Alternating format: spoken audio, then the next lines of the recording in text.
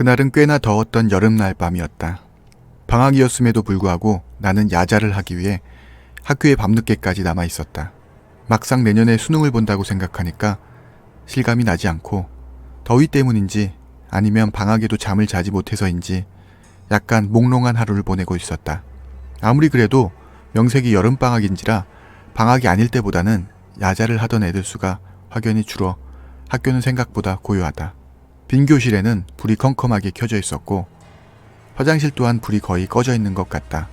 그래서 확실히 큰 볼일을 보기에는 적합하다. 갑자기 배가 아파진 나는 석식을 먹고 급하게 화장실로 뛰어들어갔다.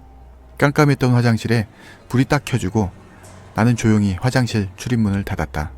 여기서 한 가지 중요한 게 우리 학교 화장실에 불은 인식 센서가 달려있어 사람이 들어온 걸 확인하면 불이 켜지고 나가는 게 확인되면 불이 꺼진다. 그러나 사람이 들어온 지 10분 정도가 지나면 자동으로 불이 꺼지게 되어 있다. 그러니까 한마디로 내가 10분 이내에 볼일을 보고 나가지 않으면 볼일 보는 도중 갑자기 불이 꺼지는 그런 삐리리 같은 상황이 벌어진다는 것이다.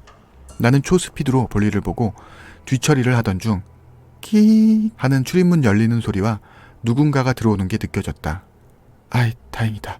다 끝난 다음에 들어왔네. 이제 서두를 필요 없겠네. 그렇게 생각하고 옷을 다 올리고 나오려는 도중 나는 문득 화장실 칸 문을 열지 못하고 머뭇거렸다. 이상하게도 방금 들어온 사람이 화장실 칸을 여는 소리가 들리지 않는다. 더군다나 물을 트는 소리조차 들리지 않는다. 거울을 보는 것 치고는 시간이 너무 지난 것 같고 그렇다고 나가는 소리조차 들리지 않으니 의아하게 생각한 것이었다. 그렇게 몇 분은 더 화장실 칸 안에 갇혀 있었던 것 같다. 후끈거리는 올라오는 열기에 의해 머리카락이 뺨에 찰싹하고 달라붙었지만 나가지 않았다. 공포스럽게도 발자국 소리는커녕 아무 소리도 들리지 않는다. 그렇다고 불이 꺼지지도 않는다. 누군가 계속 화장실 안에 있다는 것이다. 하필 핸드폰도 두고 왔다. 누군가에게 연락을 취할 수도 없는 상황이다. 그렇게 한참을 숨죽이고 있었을 때였다. 저벅 저벅 저벅 하고 이쪽 칸으로 걸어오는 소리가 들린다. 구두 소리? 아니, 그럴 리가 없다. 우리 학교에는 여자 화장실밖에 존재하지 않는다. 더군다나 여고생이 구두를 신을 리는 만무하다.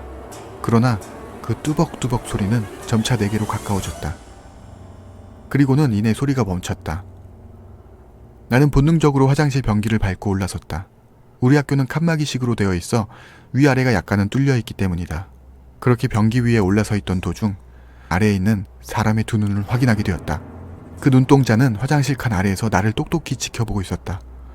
나와 눈이 마주친 순간 그 눈은 바로 위로 사라지더니 미친 듯이 문을 두드렸다.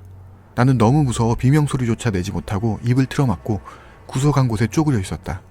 그렇게 문을 두드리는 소리는 한 5분 정도는 들리더니 갑자기 그 소리가 뚝 끊겼다. 나는 잠시 머뭇거리다 밖을 엿보기 위해 화장실 문 근처로 살짝 다가갔다.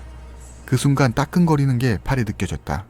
순간 반사적으로 팔을 띄고 벽에 등을 붙였다. 그리고 나는 화장실 문틈 사이를 비집고 나온 칼을 보게 되었다.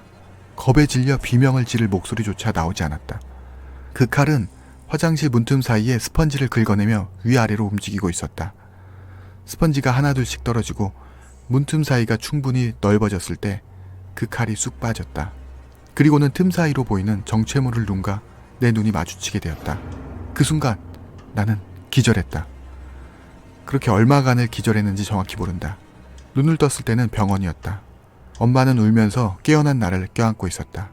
이게 어떻게 된 일인지 물어보았다. 내가 병원에 어떻게 와 있는지, 화장실에 있던 그 남자는 어떻게 됐는지.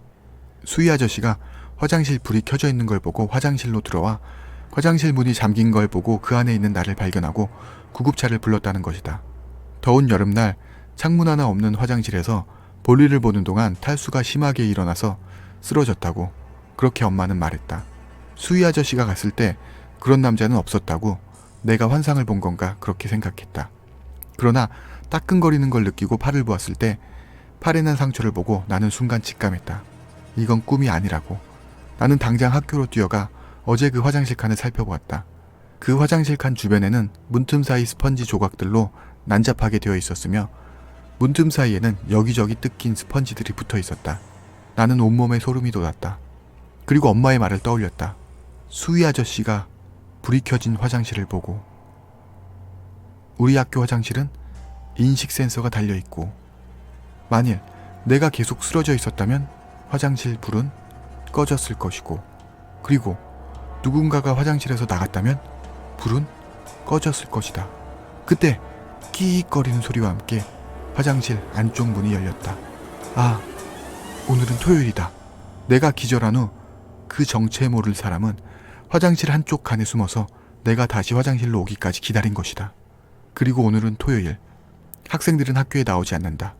그렇다면 지금 안쪽 문에서 나오는 사람은 누굴까?